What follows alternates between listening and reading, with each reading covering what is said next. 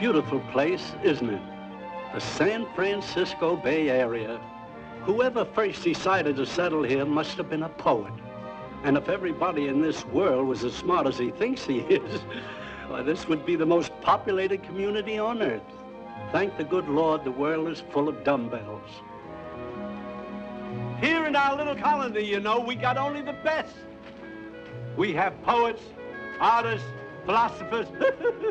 How's it going, George? Good morning, Captain. Hi, Captain. What you got there? Oh, this is a block of driftwood. We're going to do a little whittling. Artist, George is, you know. He paints nudes. In plain talk, naked women. Most men, when they go out to paint nudes, they hop out and grab themselves a naked model. Not George. That's his own wife who's posing for him. That's his own legal wife. Kind of hard to figure out that kind of reasoning. Are you talking to me, sir? No, I'm not talking to you. Ever since that movie show, Tom Jones, people think other people are looking out and talking to them. Why should I talk to him? Oh, this is a fine place to live. Now, I used to own this boat when she was in service. When I sold it to the professor 6 years back, I didn't lose a home. I gained a family. Ahoy, Dina! Ahoy, Captain. That's the professor's wife, Bina. She's as pretty as the sunset. Keeps us all on an even keel, too. Him, me, and the 2 kids. Leaf is his name. You know, the famous poet, Professor Leaf. He teaches over at the university. Now, all the folks around...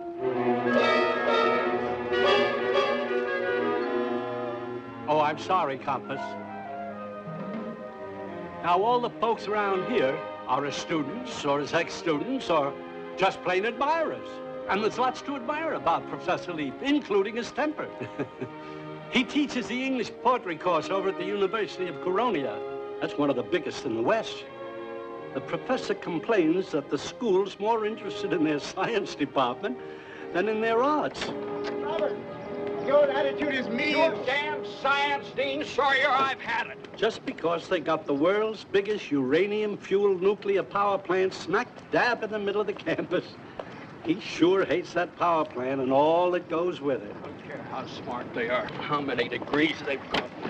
Well, that nuclear gadget of theirs works on the drawing board. An accident is still an accident, and sooner or later they're going to blow us all to hell and gone out of here. It's only a question of time before one of those fellas shows up some morning with a hangover and pulls the wrong switch or puts too much uranium in the plutonium and wow!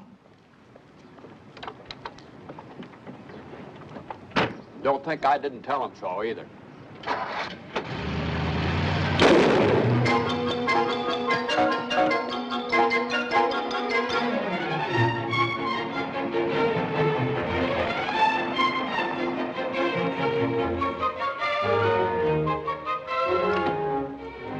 What's wrong, Professor?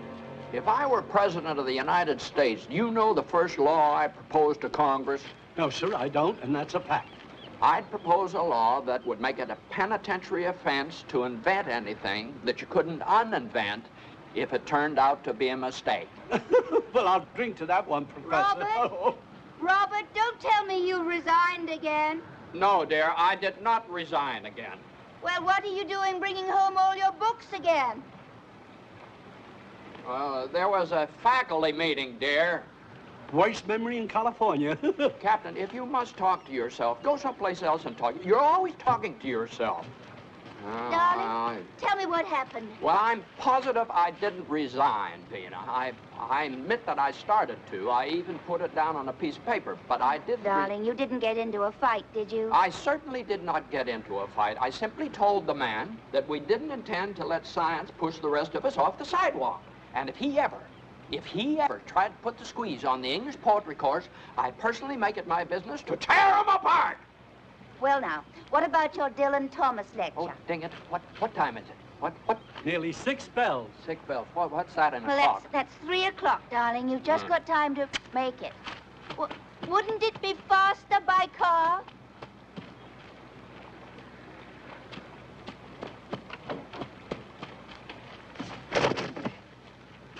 thought you had the car today.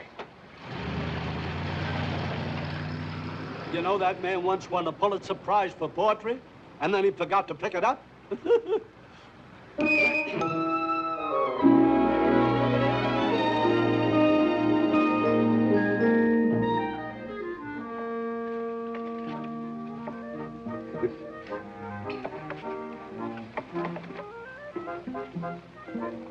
No matter how many crises the professor has during the day, when evening gets here, he finds solace in music.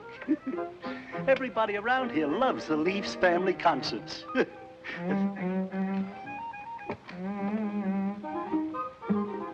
I used to love them myself before the boy took up the cello.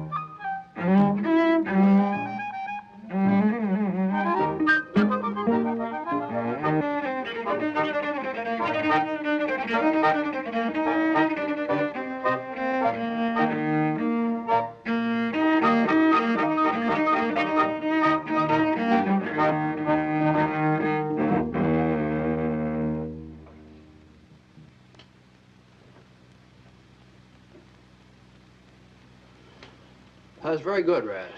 Thanks. Very good. Well, if that's all, Dad, I have some biology. That's all there. Thanks. Night, Penny. Good night. Thank you, Erasmus. Jenny, hi, up here. Well, it's about time. I thought you'd never come. I can only stay for a half hour. I've got to study my biology. Well, that's why I'm here. Kenny! Are you coming up? Yes, in a few minutes, dear. Raz, I'd like to talk to you. Oh, man-to-man stuff. Already? I'm only 8. You sit over there, son. You don't mind having a little chat with Dad, do you? Well, we have to keep in touch, we men in the family. Nothing wrong, nothing like that. It's just I was thinking we had quite a few little bloopers this evening, didn't we? Did you notice them, too? Here and there, yeah, here and there. That's just nothing too serious. The finest musicians in the world had a clinker now and then, but we're not professionals. We're simply a family that happens to love music, wouldn't you say so? Yes, sir. Well, that's all that really matters, son. That's all that matters, to love it. And it doesn't matter how many mistakes you make, as long as you've got it here. And you know what this is. Your shirt. Well, it's your heart. It's your heart, and as long as you've got it here, that's all that matters. And we've got it here, you and Mom and Pam and me, haven't we? Heart? Well, yeah, sometimes it seems to me that this whole world today is divided up between the people who've got hearts and the people who haven't. You mean like the good guys and the bad guys? Well, that's a very good way to put it, son. Yeah, the good guys and the bad guys. And we want to be the good guys, don't we? Yes, sir. Sure we do. And as I say, making a few mistakes, that's not important. What's really important is, are we trying? Are we making an honest effort, an effort from the heart, like practicing enough? I think so.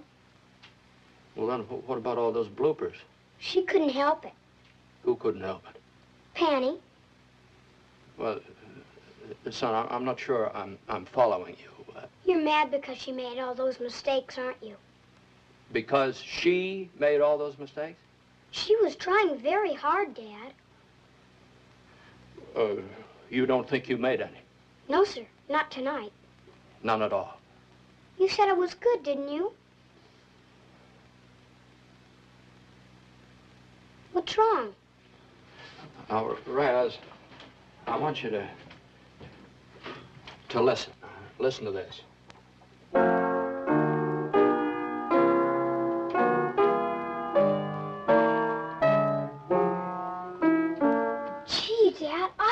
you could play the piano? What was that? My Country 'Tis of Thee. What did you think of the way I played it? Oh, that was great, Dad. That was just super. Thanks a lot. Well, it's about time for bed, isn't it, son? Yes, sir. Don't say anything to Penny about it, will you, Daddy? She tries so hard. I won't say a word. Won't say a word. Good night, Daddy. Good night, son. Oops, I nearly forgot my Jell-O.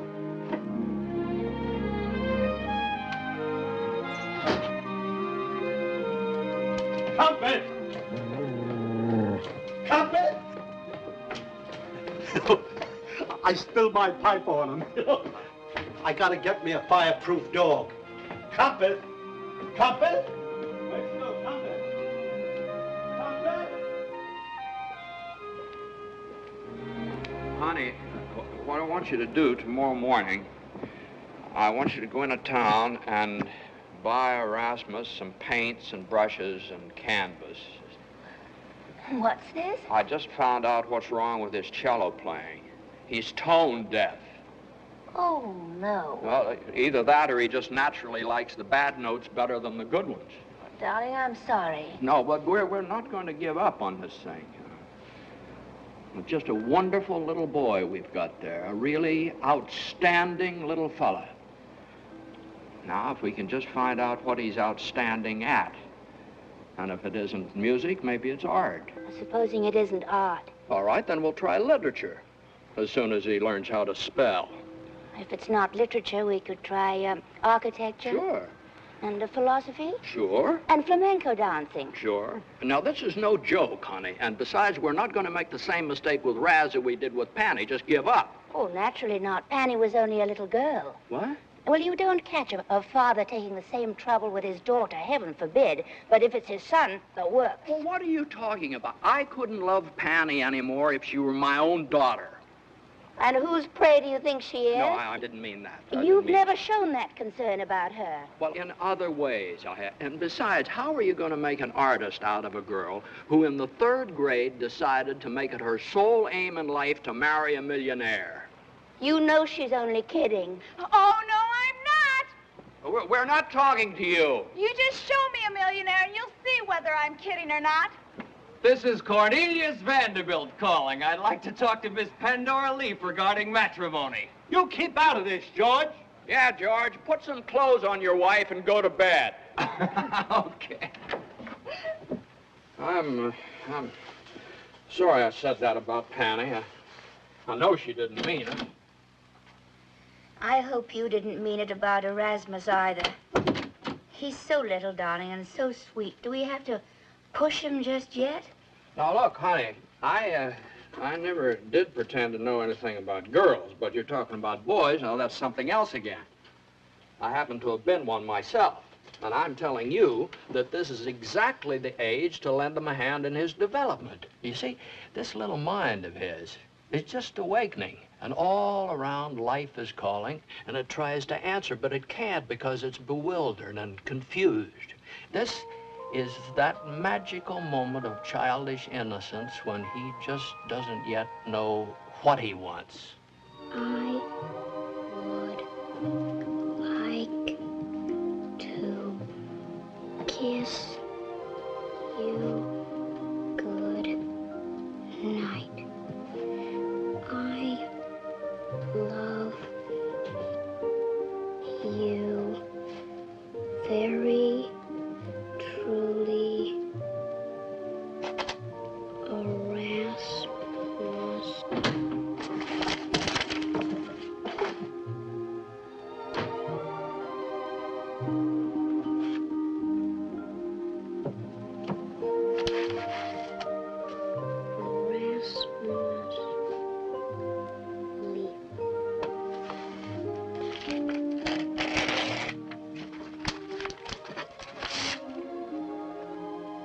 Miss Brigitte Bardot, France, Europe.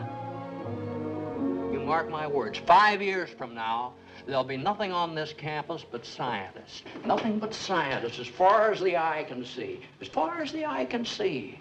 And all that old-fashioned jazz that used to clutter up a college like literature and philosophy and art. Forget it! Forget it! It'll be as dead as the minuet.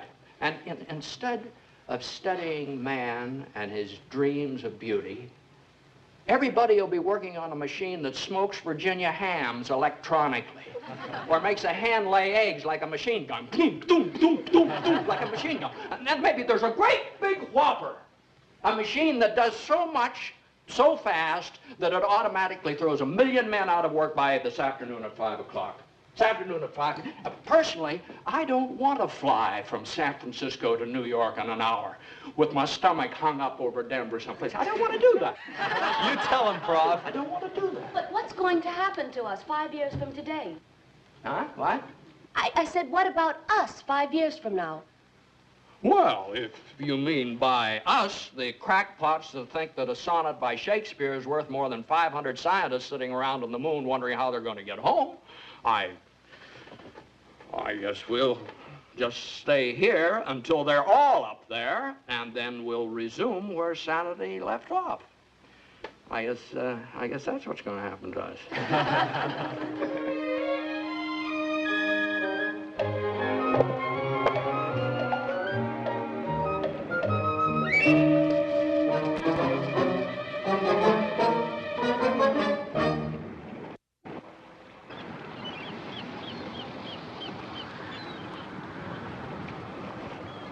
Why the cab? You leave the wagon in town? Something happened? The wagon break down? Wagon? What? Well, where's that note that Vina pinned on your lapel this morning? Oh, I don't know. Eh? Don't give him a ride home because he has the car today.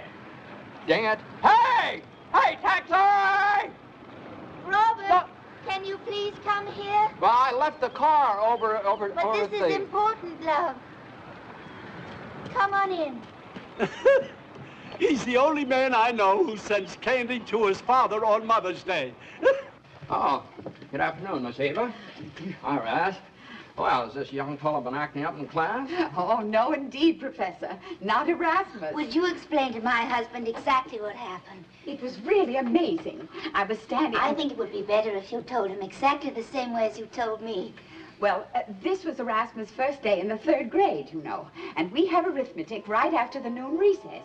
Well, I was standing at the board giving the class a rather difficult multiplication problem. Let's see who gets the answer first. 108. Now, Erasmus, is that nice? You know we mustn't look in the back of the book. I haven't got a book. All right, then, let's try this one. 2,414. You mean you did that in your head? I don't know. In that case, young man, let's see you try this one.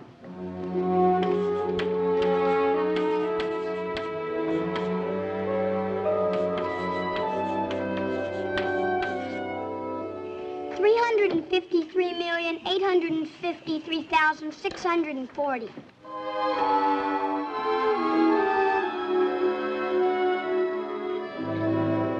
Well, you can imagine my astonishment. Yes, I can. Without the faintest shadow of a doubt, he's a true prodigy, a true mathematical prodigy. Uh-huh. Well, I thought you and Mrs. Leaf would like to know at once. That was most thoughtful of you. I'd better hurry now if I'm to catch Dean Sawyer before he leaves. You don't mean you're going to tell him? And, oh, will he be happy? Miss Eva, yes? I wonder, do you think we could keep this a secret? You don't mean from Dean Sawyer, do you? Well, yeah, if just for a little while we study the situation. Now, as you know better than anybody else, this could have a very important bearing on the whole of the rest of his life. Now, if we could feel free to come to you for advice from time to time, oh, wouldn't you? Must. And you're quite right. It's the child we've got to think of first, not the mathematician. Yes, that's right, exactly. And I knew you'd understand, and we appreciate this very much. My lips are sealed. Thank you, Miss Eva. Bye now. Bye. Bye, Miss Eva.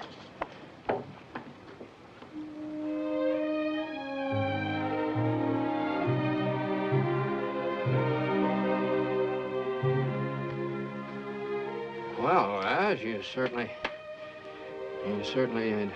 What is it? Is it some sort of a trick or something? No, sir. Well, then how'd you do it? I don't know. Some sort of a trick, because I couldn't multiply. Even Mom, she couldn't. How much is 1,726 times 8,726? 15,061,076. Is that right? Oh, that's pretty good, Raz. But I want to tell you something. I don't want you to do it anymore. Because if they find out about this, do you know what they're going to say? No, sir. They'll say, there goes that Erasmus Leaf. He's a mathematician. Gosh. And we don't want that, do we? No, sir. Of course not. Of course we don't. So we'll just keep this our own little, closely guarded family secret, huh? That's a boy.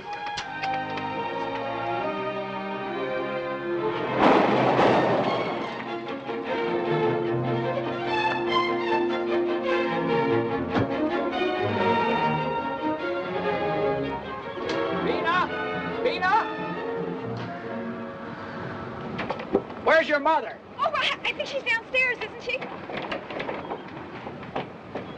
What are you doing? Nothing. Well, don't do it so close together. Thank you, sir. Vina?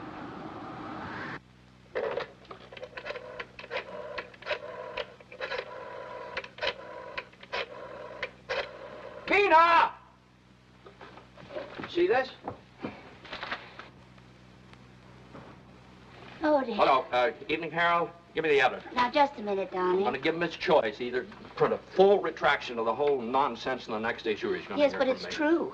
Yes, and who is it? What'd you say? It's true. Hello? What, the headlines, the story? Hello, who is It's this? Are you there or aren't you? Hello? Hello? What do you want? You call me. What do you want? No, don't bother me. I'm busy. When it happened, I had no idea they were going to print it in the Let's newspaper. not panic. Now, let's just keep calm and let's examine the situation coolly. All right. Now, what happened? It was the afternoon that I went to buy the paints for Erasmus, and we stopped by the bank to cash a check, and they were just getting ready to close. There we are. I'll be right back.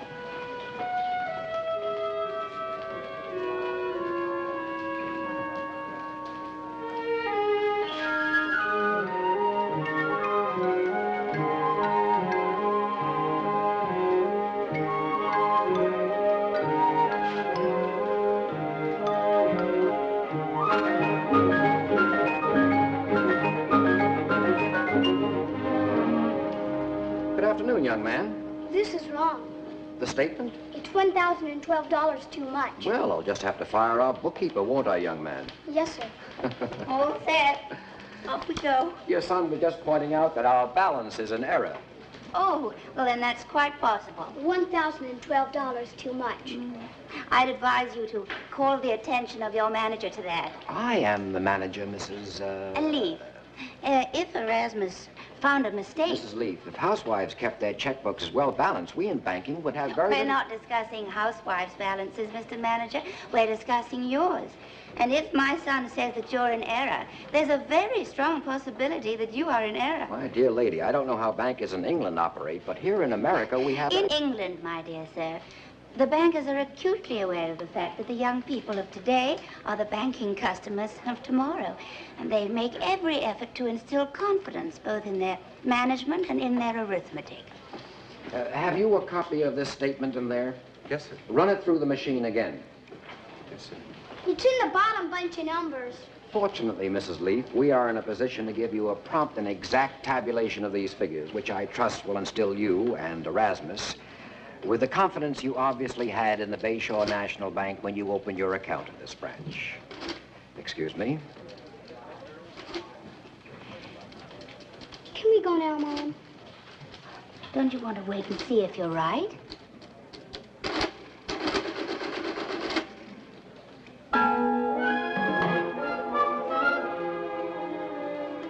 How much?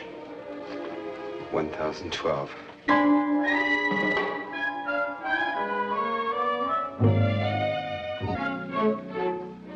It was 1,012. poor kid. The poor spooky little kid.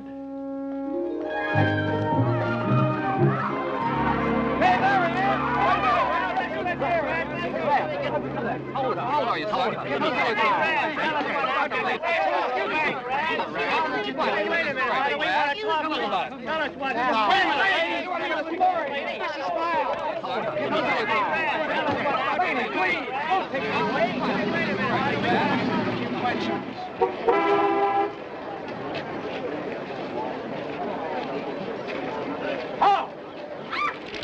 We're the press, Professor. You back off. We want to see Erasmus. Well, you're not going to. My son's only 8 years old, and that's entirely too young to be mixed up in all this publicity. Your son is new. And we want to see him. Well, I've told you that you're not going to see him. Come on, Professor. We just want to talk to the kid. Now, look, I'm through talking, and the first one of you that tries to board this vessel is going to have to answer to this. You got a license for that gun?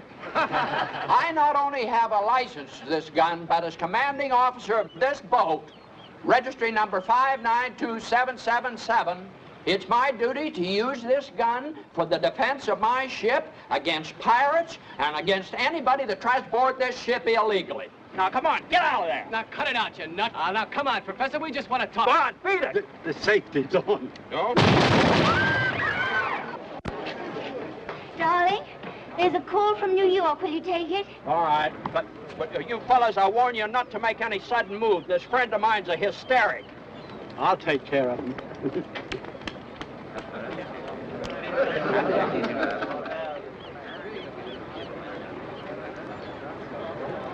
Hello? Hello, Professor. This is Harvard Associates. Harvard? That's right. Now, without thinking, just off the top of your head, what is your reaction to this title? Ready? What title? Beat the Kid. Beat the what? Beat the Kid. I think I must have missed something. The idea is this, Professor. Each week, Erasmus would face a panel of top mathematicians, physicists, biochemists. What for? Well, I throw out a problem. The clock ticks, tick, tick, tick, and the eggheads try to beat the kid. He couldn't possibly do a thing like that. That's the most ridiculous thing I've ever... ridiculous if we feed him the answers ahead of time. Say, did you say Harvard? That's right. Edgar Harvard. I package TV shows. Why, you... Scoundrel! A fellow like that ought to be taken out. Exactly. Daggone that safety. Huh? Yeah? Dad, I know that you're working, but Kenneth and I have just had the most marvelous idea. You'll never guess what it is. What is it? Look. What's that? It's Raz. Raz? Isn't it gorgeous? George painted it next door. Was he run out of canvas? No, this is just a sample. You know, Kenny works part-time at Sears. Well, we're going to go into business and sell them the Erasmus Leaf sweatshirt. $1 a piece. Get rid of it. Get rid of it? Well, you can't ignore an absolutely fantastic idea like this. To make money, you don't know how much you can make from a deal like this, Dad. Now, Penny, there is absolutely no deal in which I would sanction your brother's countenance to sop up the body fluids of countless sweaty little boys. But, Daddy, how can you be like that? Like what? What's so special about Raz? I mean, if Beethoven can do it. What's Beethoven got to do with it? Well, you know, sir, the Beethoven sweatshirts. Yeah. Huh? Ludwig von Beethoven on a sweatshirt? And Brahms, too. I don't believe it. Well, sir, we saw a lot of them at Sears, and Brahms is very big at Stanford. Now, wait a minute. Listen to me, both of you. Now, I've been sitting here for hours trying to complete one single line of poetry. One single line of poetry. And I'm afraid that I just am not going to be able to find the words, because the only word I can think of right now is sweatshirt. Now, take that thing out and burn it. Yes, sir. You're passing up a fortune, that's what you're doing. First the TV show, and then Life magazine, and Look, and the World's Fair. No wonder we've never had anything. And with that attitude, you know, we'll just never, ever have anything. Oh, Penny. Like a new car, and a real house with a garage to put it in, and a new dress for the prom. Pandora.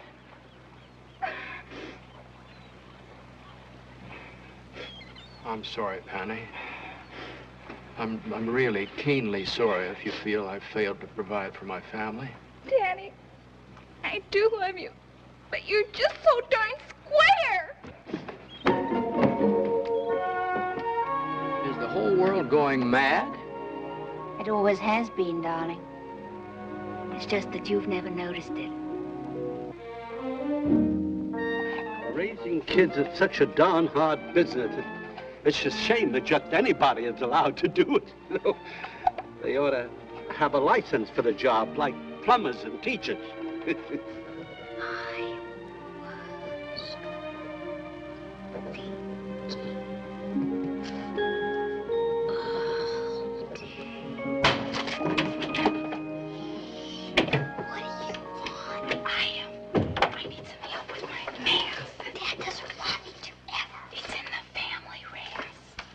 I'll give you a chocolate bar.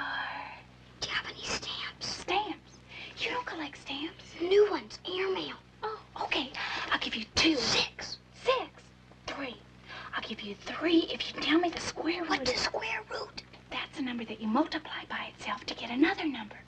Like 2 times 2 is 4. 2 is the square root of 4. Do you get it? Oh, great. But these have to be done to the nearest thousandth. The square root of 221. 14,866,000. Oh, you beautiful. Don't do that to me.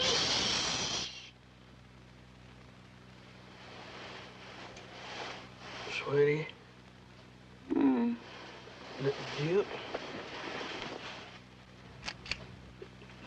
Do you think a psychiatrist would do anything for Raz? A psychiatrist? Now, you know those fellows that understand everything you're saying, even though you don't know what you're talking about? Robert, don't you think you're overdoing the situation a bit? I mean, I know how unhappy you must be. Your son, a mathematician. Our son.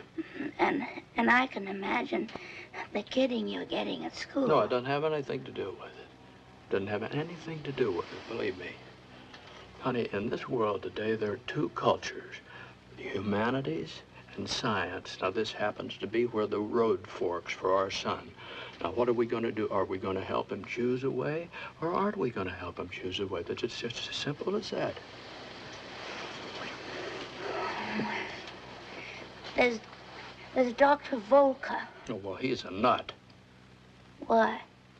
Well, he just looks like one. All the really good ones do. Do you want me to call him? I think maybe you better. Call.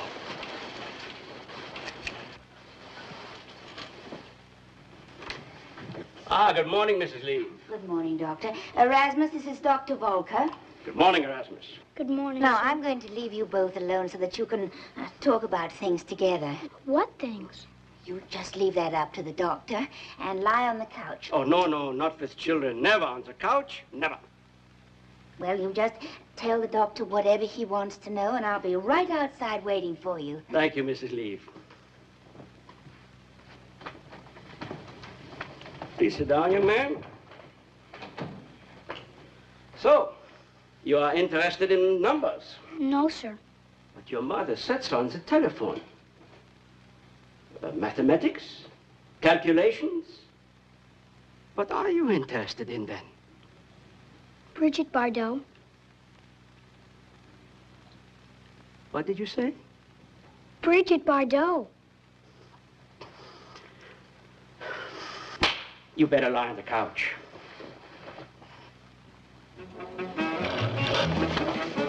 One more now, Raz. Oh, no more mortgage. I want 50 cents. A $1/2. Don't be greedy. Give him a quarter.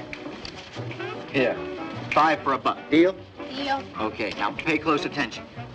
An elevator in a 60-story building makes the following trips, starting from the first floor. Up 20 floors, down 4. Up 8, down 3. Down 17, up 10. Down 1, up 5. Up 11, down 22. Where is the elevator now? 7th floor. Good. Okay, next one. What kind of a kid is that? Why, haven't you heard about my brother? Old Raz here is our answer to IBM, a human computer. All you have to do is drop the jazz in the slot and bingo. Listen, ready? Okay. If a Pilgrim father had bought a bond worth $1 the day he landed at Plymouth Rock, and if that bond bore compound interest at 5% per year, how much would that $1 bond be worth today? Well, he has to know when that was. Oh, December 16th, 1620. $18,532,311.42. Say, that's a very useful kid. You ever try him on anything practical?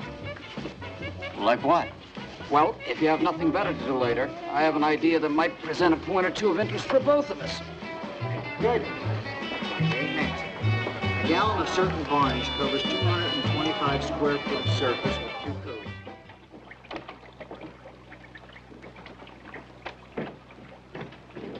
Did you finish the dishes already, young man? Penny's taking my turn. Oh, you switch weeks, huh? No, but she'll do anything for money.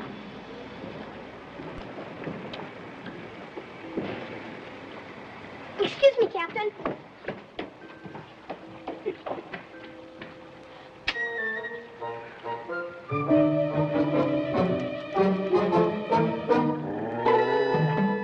You ready? Yeah, ready. How you doing, Raz? This is Orville. Remember him? Hi. Hi, kid. How are you? Oh, yeah. Here you go. Okay, shoot. Go ahead. Yeah. Well, in the first race, it's 6 furlongs. The purse is $2,000 for 3-year-olds.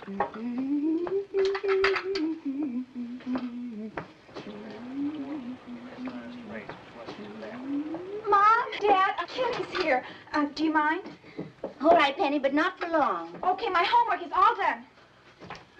Honey, that boyfriend of Penny's, who Conrad? Kenneth, darling. Kenneth, darling. Does he have any dough? No, it's really rather tragic. She'd set her heart on marrying a zillionaire, and now she's fallen for a pauper. Well, the reason I asked, I saw him in a new car this afternoon. But, of course, I suppose that's the way it is with paupers these days. No, it couldn't have been his because he's working his way through school clerking at Sears Roebuck. Sure pay well. Do you think we could drop romance for a bit? Well, that's no way to drop romance for a bit. Come here. Dean Sawyer called this afternoon. Uh-huh. He just wondered whether a few of the math professors could have a little chat with Erasmus. No. Well, I said yes. Not a chance. Do you realize what this means? I do. They're going to stick him into that experimental school of theirs, the one where they train the little junior exploders to be tomorrow's big exploders. Now, just get on the telephone and tell them you've made a mistake. Robert, does it ever occur to you that Erasmus is half mine? No, but that's the wrong attitude. And I don't mind telling you that I'm going to let them test my heart. Well, they're not going to touch my hat. If my son is exceptional in some way, I want to find out all I can about it. It's the wrong way to be exceptional. Well, for you, maybe. But speaking for myself, I'd rather be the mother of a good mathematician than a lousy artist. Oh, well, now, that's just not fair, Vina. Now, he's just starting out in his artwork. How can you possibly tell? Well, I can. The first thing he painted was the American flag. I'd like you to see it. He's colorblind. He's colorblind. First he's tone deaf, now he's colorblind. What next? So now you want to marry Miss Bardot, hmm? Yes, sir. Why? I love her. I see. More than anybody else in the whole world. Tell me, my boy, you hate your mother? Oh, no, sir. You love her. Yes, sir. You want to marry her? No, sir. Why not? She's pretty too, isn't she? Yes, sir, but she's already married. Aha! You hate your father. No, sir, but I don't want to marry him either. That's sensible. I just want it clearly understood, Dean Sawyer, that I'm allowing this exploitation of my son under strong protest. Again, Robert, this is not an exploitation of the lad. This is merely a comparative study. I know, but I just want it clearly understood that no matter what the outcome, you're not going to transfer this boy into that little experimental school of yours, the junior exploder. No, Robert. I just want it clearly understood, that's all. All right, let's get this over with. Well, here's our little genius. You know, Professor, and Mrs. Leaf, of course, Doctor. Of course. And, now, if you're ready, I'm sure Erasmus is, aren't you, my boy? Ready for what? The doctor just wants to ask you some questions, darling. And if you can't answer them, just say so, son. It's perfectly all right. Do the best you can. I want $1. Oh, no dollars, son. Now, come on. Then I won't let my head work. Here you are. Wait a minute, Dane. Here you are. There's $1. Acts like his sister. All right, Van Schlag, let's have the first one. Yes. Young men, into this electronic computer, we have fed the following data. The nearest star to our Earth is Proxima Centauri. It takes 4 years and 3 months for light from the star to reach us here. and light travels at the speed of 186,000 miles a second. Now then, when Dr. Gold activates the machine, it will tell us how long it will take a space rocket traveling at the speed of 22,000 miles an hour to reach that star. Can you give us the answer, Erasmus?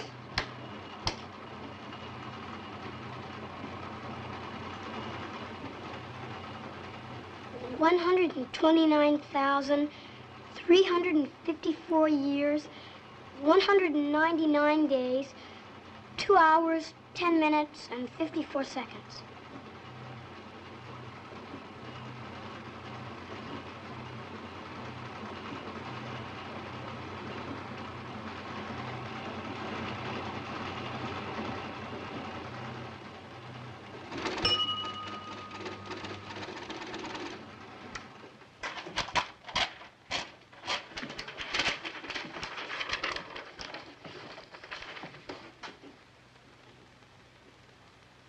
Why, the boy is absolutely right, sir. And twice as fast. I've never seen anything like this in my life. Incredible. The boy's a genius. That's all. Come on, son. Oh, no, not yet, please. This could have been an accident. Accident? One more, if you don't mind. Will you excuse us? I would like to have Erasmus and the machine divide 17,590,038,552,578 by 680. Can't. The computer? No, sir. But 680 won't go into it even. Well, we'll see.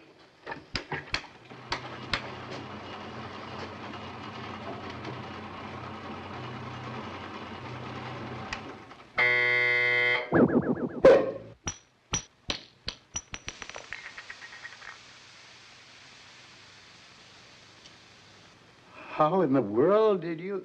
The only numbers that'll go into it are 8,191 and 2,147,483,647. Those are the only ones. Can we go now? That's all. That's all. Dr. Lee, may I impose for a moment? The State Highway Department. It means that... Now, if you'll please leave, all of you. Darling, it's their office. Oh.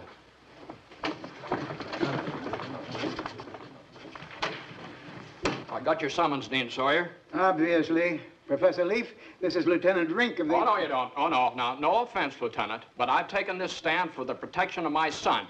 And Defense Department or no... Lieutenant Rink is not with the Department of Defense. You can call me irresponsible, call me an old fossil, downright un-American. Will you please be seated and allow us to say something? Now, would you sit down here, all of you, the whole crowd of you. Now, what you want me to do is to exploit my boy. Now, what none of you seem to realize is what's happening to Erasmus.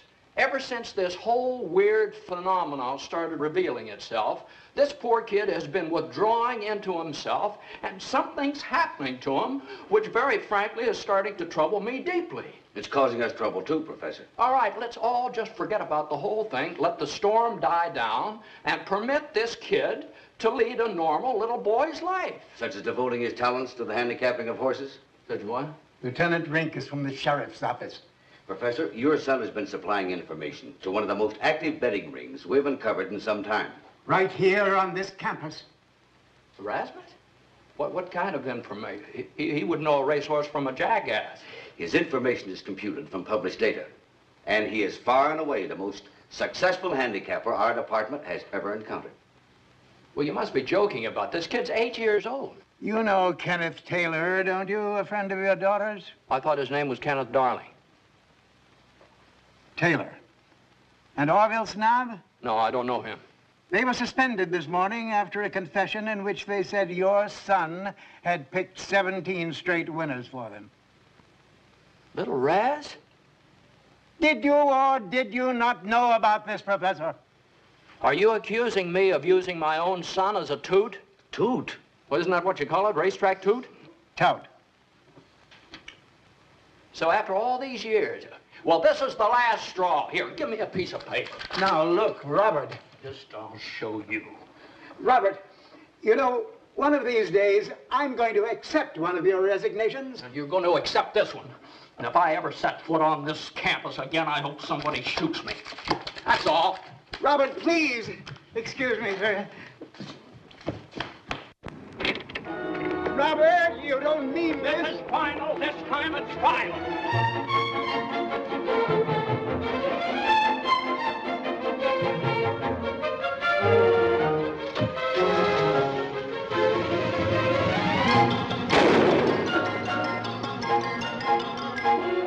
But, Daddy, please. Now, you stay out of this, Penny. This is between me and what's his name here. But, sir, believe me, I was only you trying... shut up, too. I want an explanation with this outrageous behavior. But, Daddy, Kenny's trying to explain. Why didn't they say something? Well, sir, I was only... You corrupted an innocent child. Now, get out, and I don't want to see you lurking around here anymore.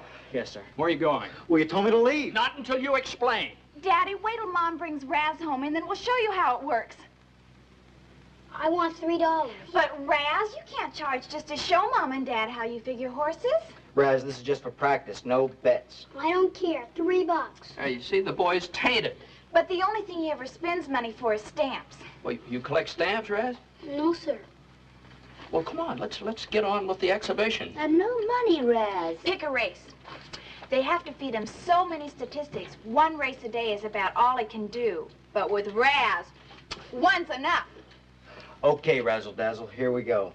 The 6th at Tanforan. 7 furlongs for maidens. Weather clear, track fast. Track record 121 and 1/5. First, Al's Rose. Last time out at the distance, 3rd by 2 lengths in a time of 1:28. Second, Vesuvian. Last time out at the distance... The turn, it's Al's Rose on the inside between horses with Vesuvian and Aplodon. Sister Milva! It's Vesuvian and Aplodon, neck and neck. Where is she, Vesuvian is moving up and Aplodon is pulling away from Al's Rose. Oh, I'll die. I'll just Al's simply perish. Rose drops back as Crown Me moves in behind Aplodon. Oh, dear. Now it's Crown Me and Aplodon with Vesuvian. And now on the outside, the long shot 5 horse is making a move into the home stretch. It's... Come on, Sister Melba. Sister Melba passing carries some home. Sister Melba and Al's Rose with Tip Up the favorite still trailing. Past the grandstand, it's Vesuvian fighting off Sister Melba. Come on, and as Sister they Melba! finish under the whip, there goes Sister Melba, and she wins it by a head. What did I tell you? Raz hasn't missed yet. Good old Raz! Shh, let's hear what she paid. Sister Melba paid $58.20 to win, Yes! $24.80 to place, and $16 to show. You see, sir, for a modest investment, we would now be ahead several $100. Don't you see, Dad? Raz is like diamonds on the sidewalk. All you've got to do is just bend down and pick him up. My interest is not for myself. Believe me, sir. I wish only to make enough money so I can marry Penny. $1 million? Oh, it doesn't have to be a whole million. Well, what about your education? Oh, Daddy, with money like this, who needs an education? And I could get someone in to do the laundry. Well, Daddy? Well, what? Well, is it okay, sir, for Erasmus? Of course not.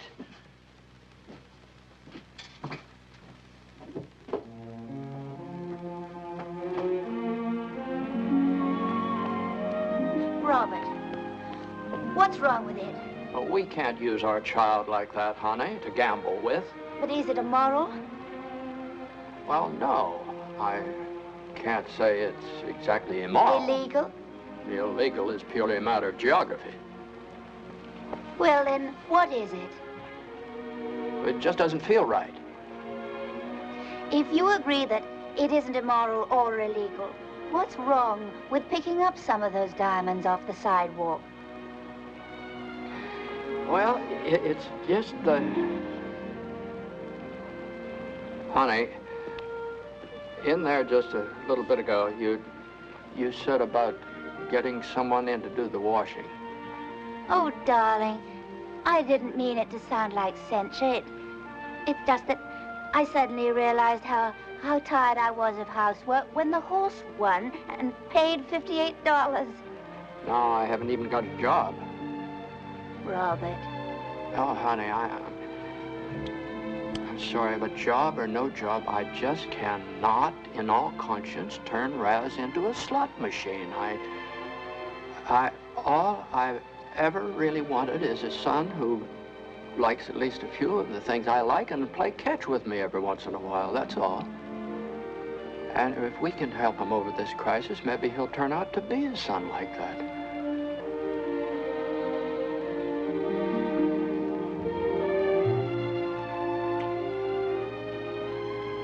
I'll go and start the dinner. Lena, Yes? are you concerned? I mean, about my making the resignation final? When I married that tall, skinny Rhodes Scholar, I never expected champagne suppers every night. I have ways of preparing spaghetti that I haven't even tried yet.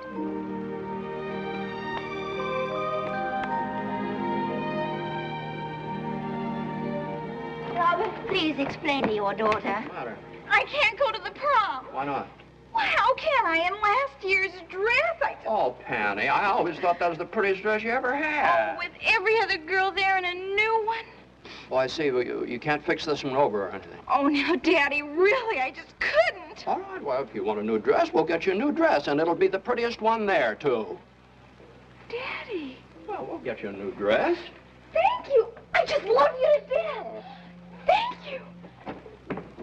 Sure. You know, Robert, sometimes your impracticality goes too far. Well, now, if the dress means so much to her, dear, we'll just dip into the old nest egg. The old nest egg. Yeah, but that's what it's for, isn't it? Emergency. Have you any idea how much is left in the old nest egg? Exactly $18.35. Oh, well, that's not correct. You're so wrapped up in the humanities that sometimes you forget that a teacher's wife has to handle at least 52 emergencies a year. Why do you have to make such rash promises to Penny without consulting me? You must have realized why I brought her up here. Yes, looking back on it, yes. But I made the promise. I'm just going to have to make good on it. Well, how do you intend to do that? Well, it seems to me that years ago, during the Roosevelt administration, didn't they have something called Social Security? When you're 65 years old, yes. No. And Penny will be a grandmother by then. No, but this had something to do with unemployment insurance, too. You know, where you get paid for not working. It was sort of like the subsidies they give to farmers for not raising any crops. I have to check on that tomorrow. I'll check on that. You're next, sir. Me? Step up. Oh, I'm sorry. I'll take it in small bills, please. That's how you'll get it, as soon as you meet the requirement. Well, I thought I had met the requirement. I'm unemployed. Well, first you go over there and fill out the forms, then come back. What forms are there? Well, this'll explain it. You see, we have to try and get you a job. Why? Well, this is the State Employment Bureau. I thought it was the Unemployment Bureau. Oh, no. It works like this. You're unemployed, and we try and get your job. No, but I've had a job. Now I'm here to get my money. What kind of work you do anyway? I'm a poet. Oh, boy. This morning so far, I've had an oyster opener, a balloonist, a circus fat lady who claims she went on a diet and lost her job, and now I got me a poet. Well, I am a poet. My name's Robert Leaf. Here. I'm in this anthology here. My name's in that book. Here. See this? My name's in this book. That don't make me a telephone. Now, you go over there and fill out the forms and bring them back like a good boy, huh? When do I get my money? Not today. There'll be a 2-week waiting period. 2 weeks? Well, is the rule inflexible? I mean, don't you ever make any exceptions? Believe me, if I could make an exception, you'd be the first one I'd make it for, cutie. Thank you.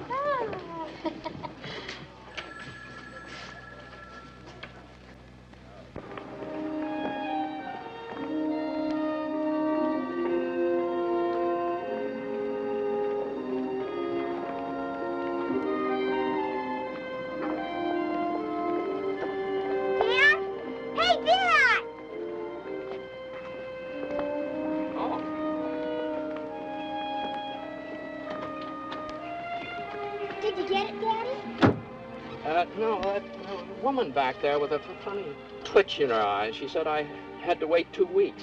Oh. You see, son, the government never waits to take your money, but they sure waltz you around before they give some of it back. I've got some money. Poor Pammy, now she's expecting that dress on Friday. Could I help you, Dad? Well, you mean quitting Dr. Volker? Oh, no, you don't have to worry about that. He can wait to be paid. I mean to buy Penny's dress. I've got some money. Where'd you find that? I saved it up from doing problems. Here, you can buy Penny's dress with it.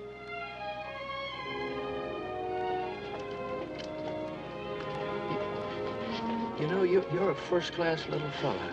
You know that, Raz? You are. I'm first-class. I've lost the key to the car. It's in there. Oh. Thank you, son.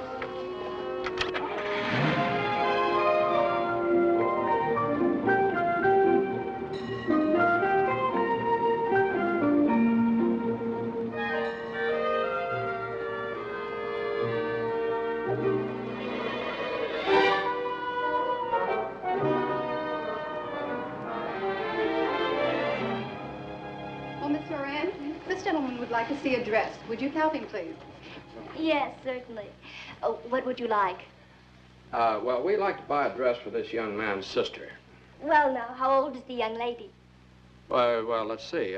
Penny is... 18. She is? You're in the right department. Did you have anything special in mind? Yes, we'd like something pretty. Something with sort of something pretty. Of course. But what type of dress? For school or party? A party. It's the school prom. We have several attractive styles in prom dresses. What size is she? Well, now, Penny is about there, wouldn't you say, son? About? Is she slender or buxom? Could you suggest approximately? She's skinny. Well, no, she's not skinny. Well, she's not buxom. No, she's not buxom, but Penny is... Penny is a sort of a darn good-looking young lady. Penny? Why don't I just show you some things for your selection? And if we pick the wrong size, she can exchange it herself. Oh, well, that'd be fine. That's a good idea. Now, you do that. Now, if you'll have a seat, I'll be right with you. Fine, thank you.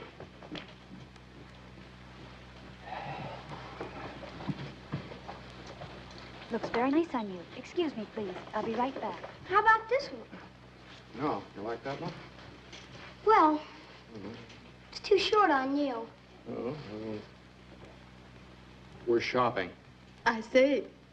I don't know, son. Oh, Miss, I beg your pardon, but I have a daughter, and we're trying to figure out, of course, she's not as big as, yeah, but what is your size? I'm 36, 23, 35. That's 94. Is that right? I'm a 10. Well, she's 18. I mean, I'm size 10. Oh, and that, well, I wonder, would I be presumptuous if I asked you to, would you try that on? Just what is the meaning of this, huh? What do you mean? Accosting my niece in this manner. I'm not... He just asked me to try on a dress, sugar. No, I wasn't accosting the lady. I distinctly saw you stop my niece. All I said to the girl was... You look familiar. I know you, don't I? Well, how do I know you know me? Leaf! Professor Robert Leaf. Well, that's right. My dear Professor, forgive me. Who doesn't know one of the world's great men of letters? Wow. I'm Dr. Peregrine Upjohn. Oh, Dr. Upjohn. Now, perhaps you're familiar with my treatise on the Elizabethans, published when I taught at Pellamieux. No. Oh, no, Madison. Let me shake the hand that has written words noble enough to rank with Whitman. Well, you're too kind, sir. My dear, this is Miss Eugenia Clove, my niece. How do you do, Miss Clove? I'm very pleased to meet you. My dear, do try on the dress for the professor. Oh. I'd be happy to. Oh, thank you. Now, you must be... Yes, this is my son, Erasmus. Yes, we've all read about this young man.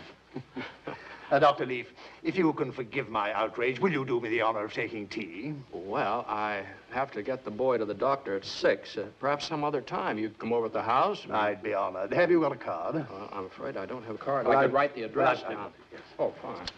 It's right near here. Here we are. Several selections.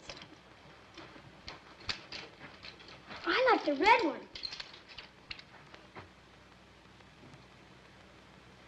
So, I am the only one in the world who knows that Erasmus Leaf is in love with Brigitte Bardot. Hmm? No, sir. Well, who else knows? Brigitte Bardot. How? I told her in my letters. You write letters to Miss Bardot? Every night. All right. You better forget about her now. I can't. try. Now tell me, what did you do today? I went shopping. Oh, and what did you buy? A dress.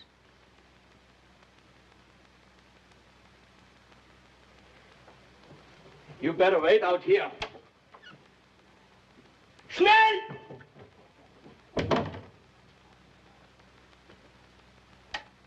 Yes, Doctor? Please send me in here the boy's mother. She isn't here today, sir. His father's here. That's even better. The father.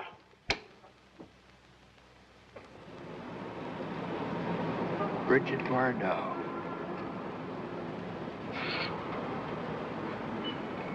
Brigitte Bardot. Sir, you may be colorblind, son, but you're a green-blooded, all-American boy. The professor and Rash should have been home an hour ago. I don't know, you put a father and son together, they're liable to go out and celebrate the fact that they're men. And that's worth celebrating, especially these days when so many women wear pants.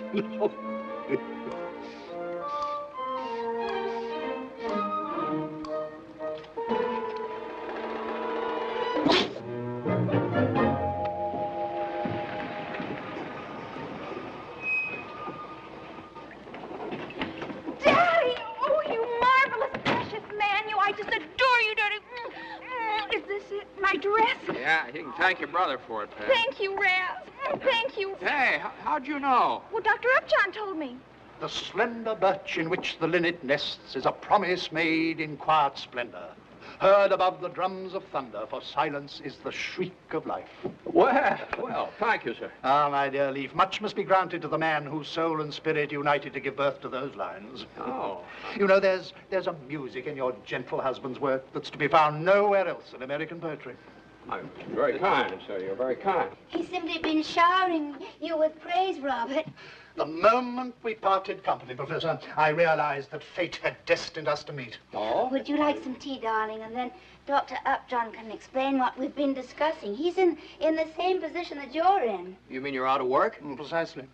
The Elizabethan section at Pelham University was felled by an enlargement of the science department for experimental work on the anti-missile program. Is that so? I thought it was different in the East. Well, worse, sir, if anything. In one New England university, I'm informed, the entire fine arts department is now housed in a room over a local drugstore. Isn't that right?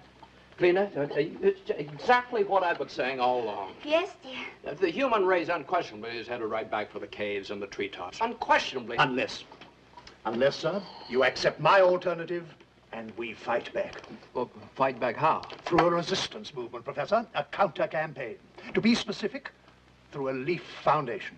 Well, what do you mean, a Leaf Well, Foundation? Dr. Upjohn proposes a foundation dedicated exclusively to the arts and humanities, giving scholarships. Hundreds upon thousands of scholarships. A veritable army, sir. You see? Uh-huh. Well, that's a very interesting idea, Doctor. Very interesting sort of call to action. Yes, very flattering for me, too. Of course, who's going to pick up the check? We would, sir. The foundation. With what? Erasmus, darling. The boy's astonishing talents can be harnessed for the welfare of generations to come. Oh, how? Now, you admitted that it wasn't immoral and that it can be done perfectly legally. Racehorse picking? Racehorse picking? Nina, I've told you that I am absolutely put my foot down on anything. What is that? Doctor, this is a very commendable project, but to involve a small boy in what the devil is going on out there? Vina! Hey, Professor, look! The torches!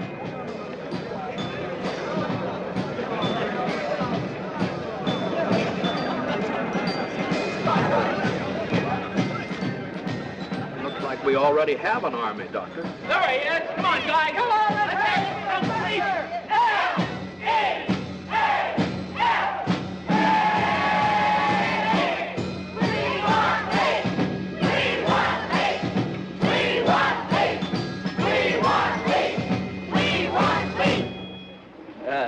Professor Leaf, sir, on behalf of the students of your English poetry section... Of your English poetry section, Professor, we hereby petition you to return to the university and fill the void that now exists. Ladies and gentlemen, first let me thank you for making an old accordion player feel like a young football hero. This display is very gratifying. It's very, very touching. But in the words of Shakespeare, everyone can master a grief, but he that has it. No, come back, Professor. Yeah! No, I naturally would enjoy returning to the campus. I just here as I look into your eager faces, I somehow see hundreds and hundreds and hundreds of other young people not as fortunate as you, and dang it, I don't know what to say. As a matter of fact, ladies and gentlemen, I have just been asked to participate in a project, and I suddenly realize I just can't reject it. In association with Dr. Peregrine Upjohn here, we are about to establish a foundation which will provide scholarships in the arts and the humanities for deserving students who can't otherwise pay their way through college.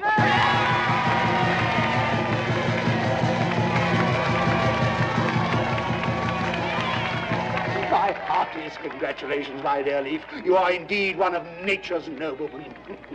Ladies and gentlemen, through the good offices of your beloved poet and mentor, we shall endow a veritable army to give challenge to the ugly hordes of space-age plumbers and slide rule manipulators our schools are turning out to take over the world.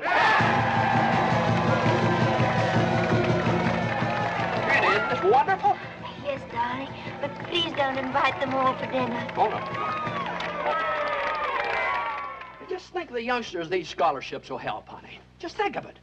And, of course, the whole thing's going to be run on a purely business-like basis. Upjohn's he's going to take care of that. I'm going to work on the plan itself, you know, like finding the right kids in high school, things like that. Oh, we're going to make out beautifully, darling, even on a limited salary. Oh, no salary. No salary. We agreed on that. Neither one of us are going to take salary from the foundation, only expenses. Expenses, then, as long as you're happy. You know, everything is working out so wonderfully, everything. Panny's dress and the Leaf Foundation and Dr. Volker. I just can't get over that. How about that? Isn't it wonderful to know how normal Raz is? Yeah, and this influenced my decision as far as working for this foundation is concerned. But Volker called me into his office, and now that we know that he's a perfectly healthy... would you let me finish what I... You're finished. And in his last race, third in the time of 1:29. Now, today he carries a weight of 119 pounds. Well, that's the lot, my boy. If you have the computation soon enough, we'll have time to wager on the 8th race at Santa Anita. You bore me. Son. Oh, that's the name of the horse.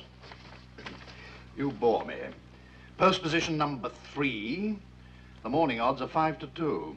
Well, hardly a long shot, but we have to begin the fun for the Leaf Foundation somewhere, don't we? Well, now that we have the selection, what do we do? Because I'm as innocent in these matters as you are, my dear Leaf, I've taken the liberty of engaging an accountant familiar with matters of the turf. Mr. Christopher Argyle, please. He's associated with a large firm of auditors in Oakland. Mr. Argyle? Muirhead. Yeah? It's for you. Yeah, I'm busy. I got coffee money going on this game. What's up, John? Up, John.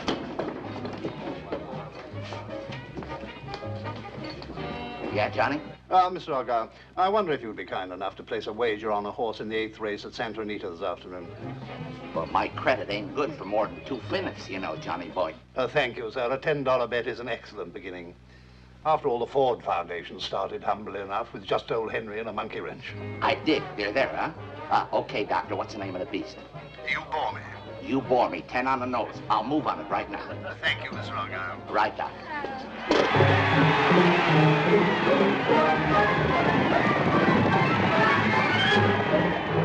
10, 20, 5, 6, 7, 8. Not bad for a start, huh? Slowly but surely, my dear Mulehead, we'll work our way up to majestic levels of investment.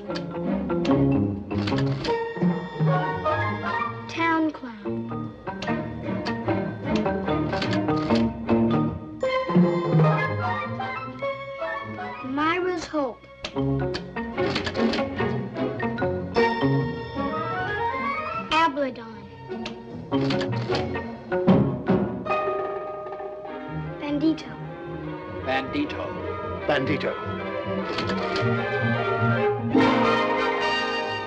I'm so happy I ever met you. You're such a sport. I can see how happy you are, my little one. You're overflowing with joy. Oh. Go powder your nose, my dear. Why is it? Oh. Oh, sure, sport. Now, what is it? Oh, troubles, Phil. Today's long shot drove another book under. That's 6 bookies we busted this week, Johnny. I tell you, the word's out. I can't get any action covered no place. It was inevitable. Well, you'll just have to go to the track and bet the machine. Yeah, but Johnny, you I know it's legal, but we can't quit now. Yeah, I guess you're right. All of this on number 11.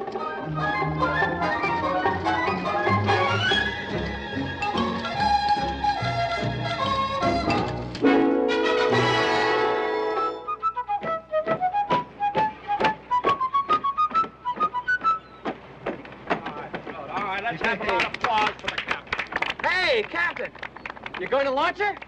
Yes, sir. Well, wait for us. Yeah, we'll be right down.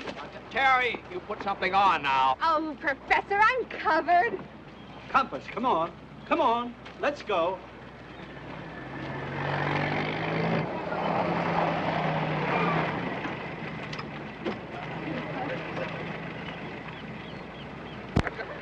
We've got a good day for it. Anything for me, Mr. Rugy? There is today, Raz. It's from France. From France?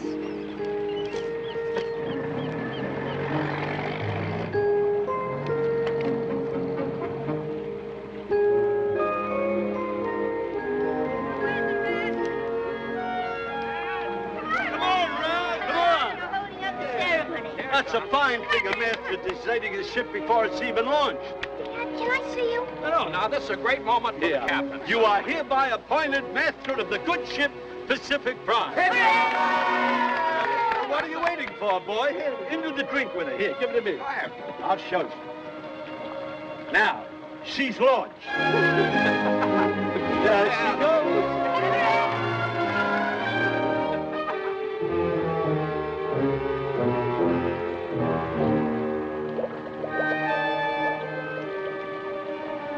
She sank. What a shame. And after all that work? Yeah, she Can we sank. go now, Dad? Can I talk to you, Dad? Can I see you? No. Well, let's see if we can't get it. Come on. Oh, I'll have that do, in George. 6. Oh, you can't wait in here. It's 3 fathoms deep. But, Dad, this is important. Oh, all right. I guess we have a summit meeting. All right, son. What's all the mysterious excitement? Will you read this for me? Can't you read it? B.B. Brigitte Bardot. Well, son, you never told me you corresponded with her. You never asked me. Oh, I never thought about it. Well, you wrote to her, huh? Every night. Every night? Will you read it to me? It's in French talk. Let's see. Mon petit chéri, Erasmus, my dear little Erasmus. I have before me all your sweet letters. I have never received such lovely letters from a little boy before. And I am touched by yours. I am so touched by yours that it makes me triste. It's sad. I have not written to you before now how beautiful they are. I wish I could meet you. Qu'un jour tu puisses venir me voir. Oh, I wish that someday you could come to see me. Write to me again, and always remember, je t'adore, Bibi. Wow. Well, that's a very sweet letter, son. Can I? Can you what? Can I go visit her? Oh, well, it's a very far away, son. But she said come, didn't she? Well, I know, but Paris, France, that's all the way across the Atlantic Ocean. And that's all right. I don't mind. And she did invite me. Well, yeah, well, I'll certainly think about it, Raz, but I can't promise anything. Man, after all, a trip like this costs an awful lot of money. I have $11 left. Oh, it'd take more than that, son. A lot more than that. I can make some more. Oh. Make Dr. Upjohn pay me for picking those horses. Oh, no. No, Raz, you see, now that money is for our foundation, for a really important purpose. And we only use it for the absolutely essential expenses. And making a trip to Paris to see Brigitte Bardot just is not an absolutely essential expense. Well, son, let me think about this now. Let me think about it. We'll see. We'll see. That was a very nice letter, Raz.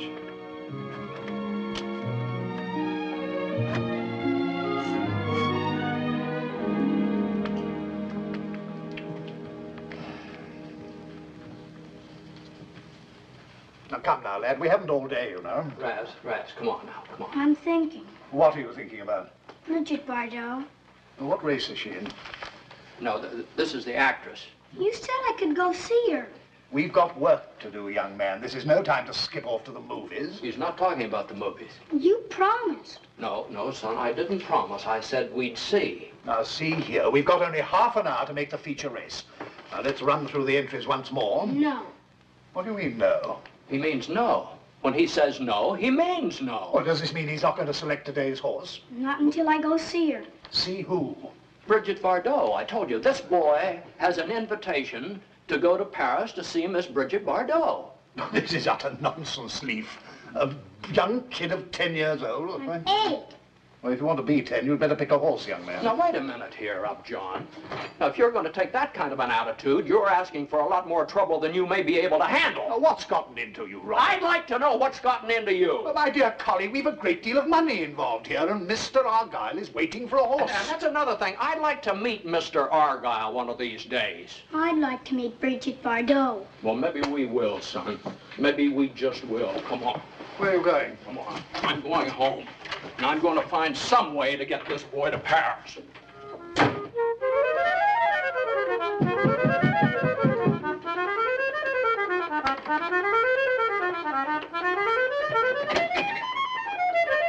Dr. Upjohn. Forgive this intrusion, dear friends, but I had to come.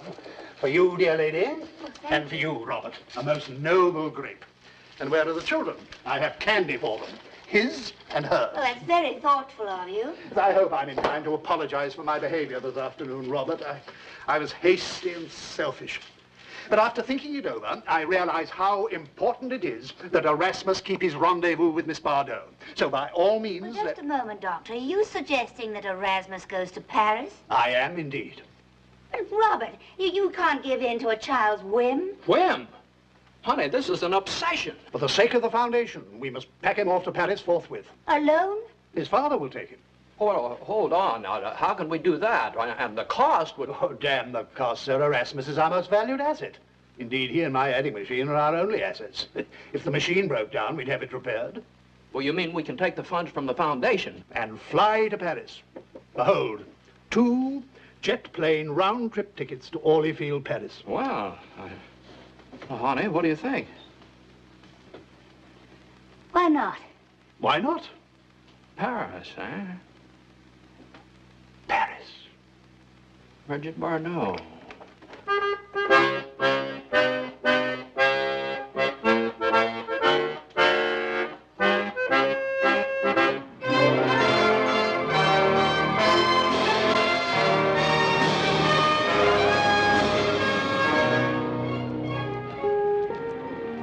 Once more. Enchanté, Mademoiselle Bardot. Pretty good. Taxi, monsieur? Yeah, taxi, wait. Taxi!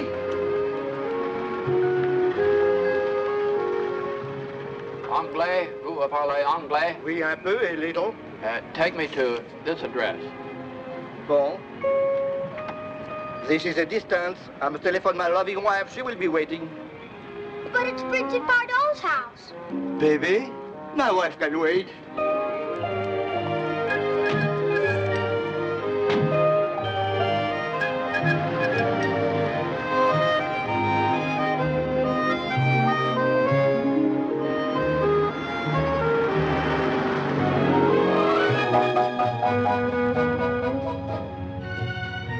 Look! Stop! It's her! Over there! No, monsieur, that is not our baby. In France, many girls try to look like baby.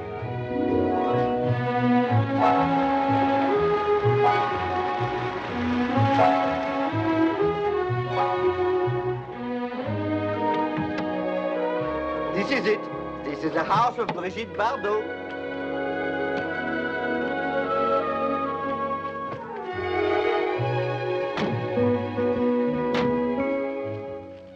Permettez, monsieur.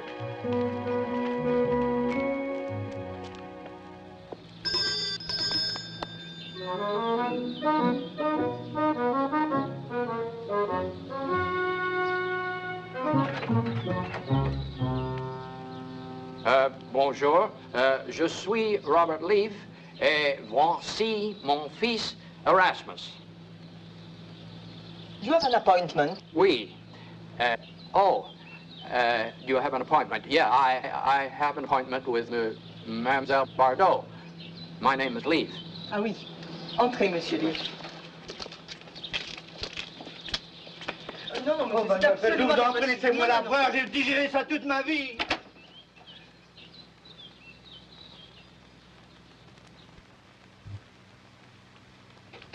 Mademoiselle will be here in a minute. Merci, thank you.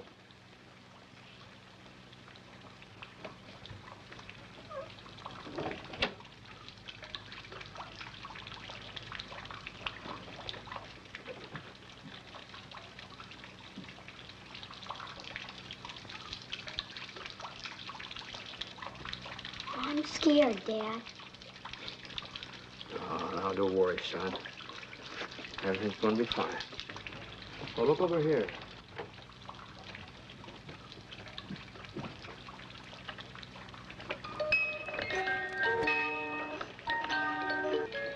See that? Hello. My name is Leaf. Which one is Erasmus? Enchantée, Mademoiselle Bardot. Mais vous parlez français? C'est merveilleux. Comme je suis contente de vous connaître. Je vous remercie pour toutes les gentilles lettres que vous m'avez envoyées. Enchantée, Mademoiselle Bardot. Yes, well, I'm afraid that's the extent of his vocabulary. Oh, then we shall speak in English. Thank you for your pretty letters. I'm delightful to meet you. You are the father of the boy? Yes, Robert Leaf. Robert Leaf? Not the American poet? Oh, you familiar with my work? The songbird's flute, the drum beat of the rain, the sound of wings against the night, all joy to put my heart to flight. There? Well, I couldn't be more flattered. Flattered. Oh, flattered. Oh, flatté. It is a pity we have so little time to visit. Yes, but this visit belongs to Erasmus. Ah, come, we'll have some chocolate. Sit down. There you are, son. Monsieur? Thank you. Or do you prefer tea? Huh? Oh. Well, more chocolate? He doesn't speak very much, does he? Is your son always so silent, even at home? No, mademoiselle. Il est simplement trop overwhelmed. You see, it means much more to him than you realize. Erasmus, have you lost your tongue? Don't you want to say something, Raz? Just a few words? Well, I'd like to ask Mademoiselle Bardot for a favor. Well, what's that? Could I have your autograph? You mean you came from California, all the way, only to get my autograph?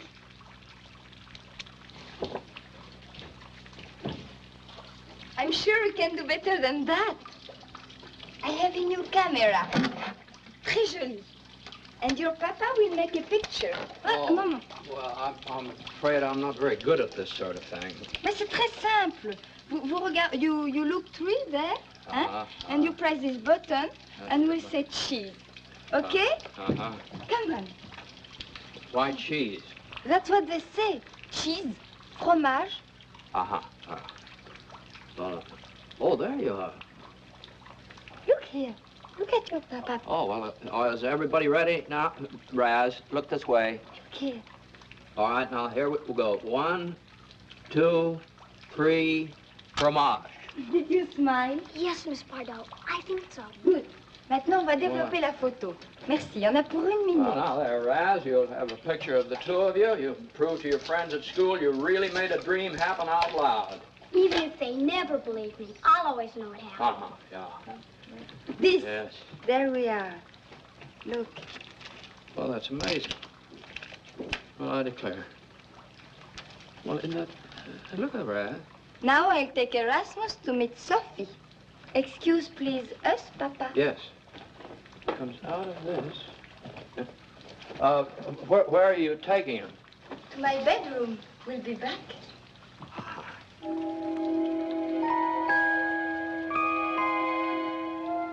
have a gift for you to take home.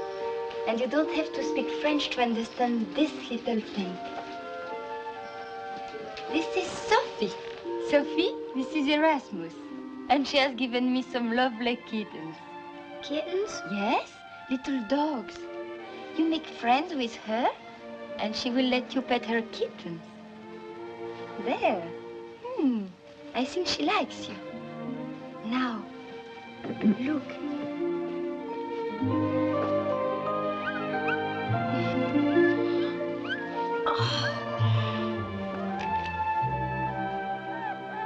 You like it? Oh, yes, I do. Take it. Me? Yes.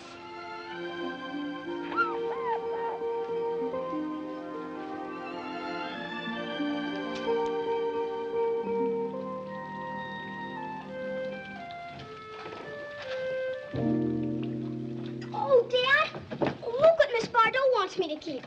Oh, can I keep him, please? Okay, Papa. Well, yes, it's very nice, of course. Oh, boy, I'm going to call her Brigitte.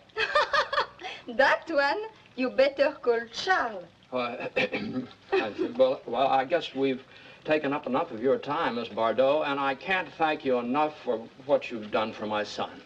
Thank you for your poetry.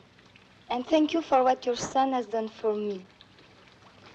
I hope to visit you someday in California. And you will take me to Disneyland. I've never been there either.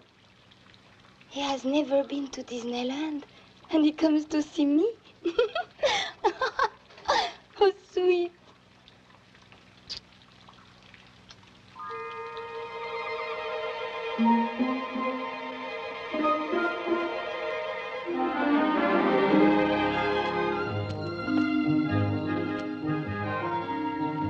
I'll never forget her, never, ever. She's the most beautiful lady in the whole world.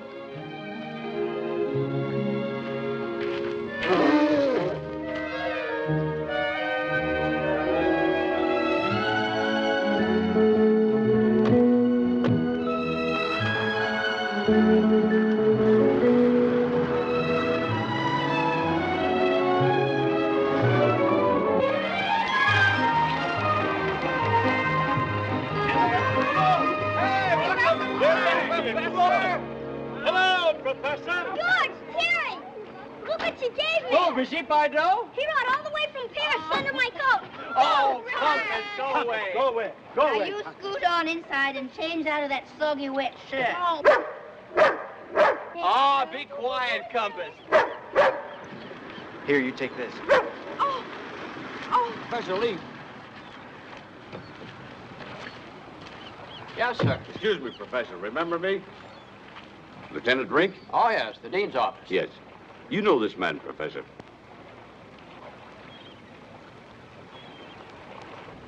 No, I never saw him before. Well, we have him in custody, Professor, and he claims he works for the Robert Lee Foundation. His name's Chris Argyle. Argyle. Oh, yeah, we have an associate named Argyle. Yes, he's an accountant. Well, this one's a no accountant, if you'll forgive the pun. He's a cheap confidence man. Sorry to have disturbed you, sir. Thanks for your cooperation. Not at all, not at all. Huh.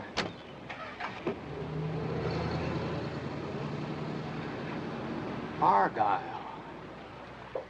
Excuse me. Nina, Dr. Upjohn's just been telling me about poor Mr. Argyle. Who? Our auditor. He's worked himself into a nervous collapse. He'll be confined for quite a while. 6 months. At least. And we've decided to take one last crack at this thing. In other words, put the entire fund for the foundation on the biggest long shot that Erasmus can pick out for us. After the salutary effect of his visit to Miss Bardot, Erasmus appears sharper than ever. Shall we begin now, Robert? Well, not yet, Doctor. Our dinner's almost ready. You'll stay, won't you? I'd be delighted. Your spaghetti is delicious. Thank you. After you.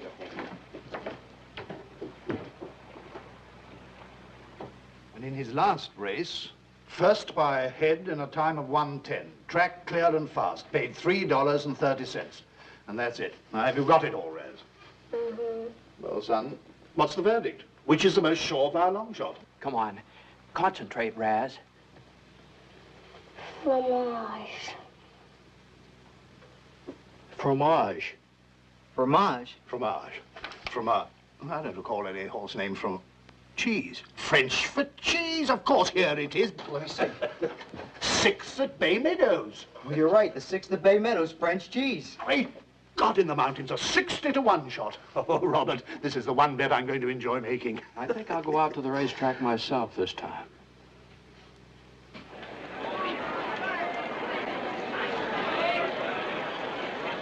Three minutes till post time. Kenneth, what's the number of our horse? 8. And look at those odds, 70-to-1. Just wait till the professor and Upjohn start putting their bets down. And watch the odds on that board change. They're changing now. They're going up instead of down. I guess they haven't started to bet yet.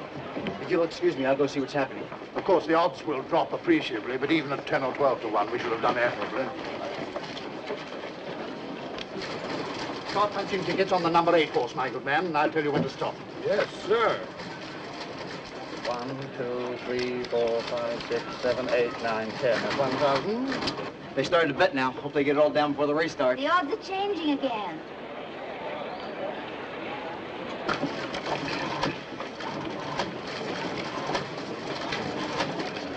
Now, that's a lot. Let's go.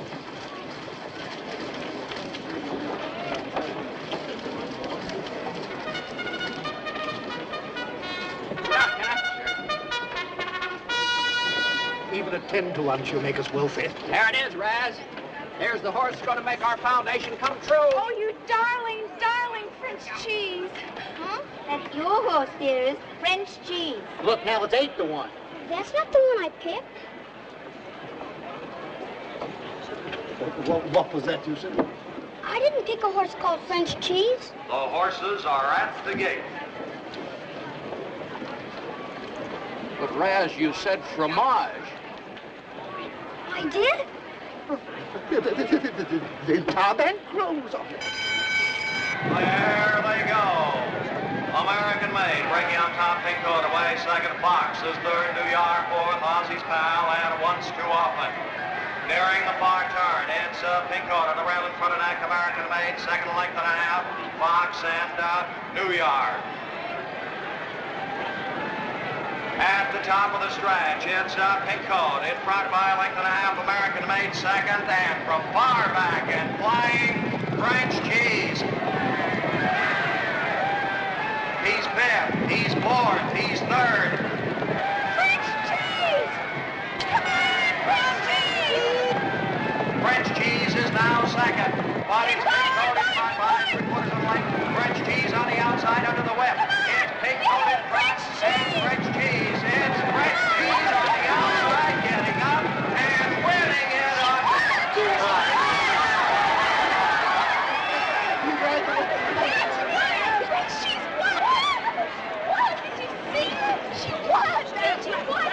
What are you doing? Don't hurt me. Let me see. Carly, did you see her winning? We won, sugar, we won. Have you the airplane tickets? too. For real. It's the only way to find.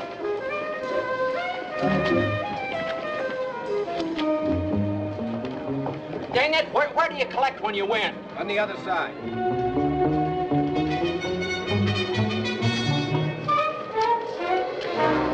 Hold it. I'd like your name and address, please. How dare you? Get your clammy hooks off me. Treasury Department, Bureau of Internal Revenue. We have to make certain that income is declared. There's nothing to declare. This money belongs to a tax-free institution. Professor's right. This is the property of the Robert Leaf Scholarship Foundation. Thank you very much, Robert. Oh, well, don't thank me, Dean Sawyer. Thank Dr. Upjohn here. It was all his idea. My pleasure, Doctor.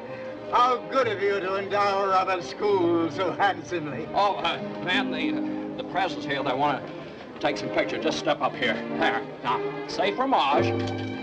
Fromage.